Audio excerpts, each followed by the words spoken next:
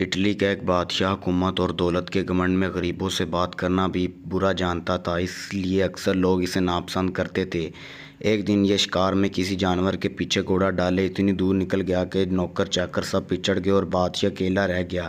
اتنے میں ایک کسان نے بادشاہ کے گھوڑے کی رکاب پکڑ لی۔ اس کی شکل ہو بہو بادشاہ سے ملتی تھی، فرق یہ تھا کہ اس کی پوشاک اور حالت غریب جیسی تھی۔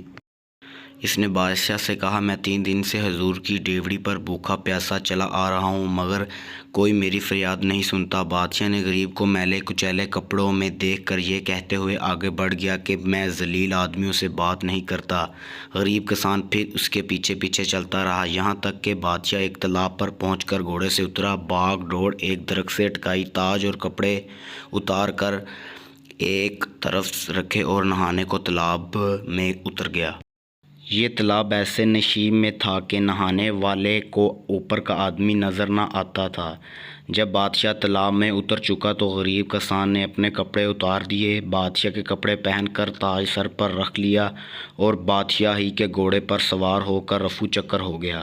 کسان بادشاہ تھوڑی ہی دور گیا تھا کہ اسے بادشاہی نوکر چاکر مل گئے، جنہوں نے اسے بادشاہ سمجھ کر ادب سے سلام کیا اور یہ بھی بے جھجک شاہی محل میں جا پہنچا۔ اصلی بادشاہ تالاب سے نہا کر باہر نکلا تو کپڑے، تاج اور گھوڑا کچھ بھی موجود نہ تھا۔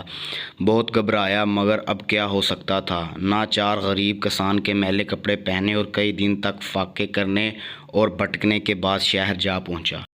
مگر اب اس کی یہ حالت ہوئی کہ جس سے بات کرتا کوئی منہ نہ لگاتا، اور جب یہ کہتا کہ میں تمہارا بادشاہ ہوں تو لوگ اسے پاگل سمجھ کر ہنس دیتے۔ 2-3 ہفتے اسی طرح گزر گئے۔